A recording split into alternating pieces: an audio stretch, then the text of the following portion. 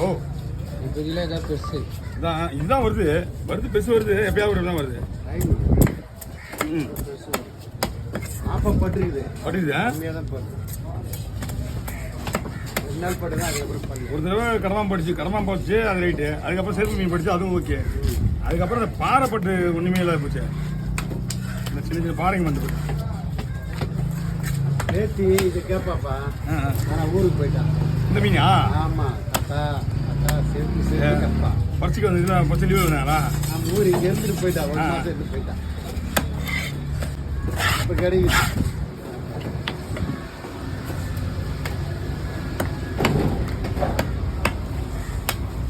துண்டு போட்டு நான் போட்டேன். போட்டுருக்கோம். சார் நான் கிளம்புறியா?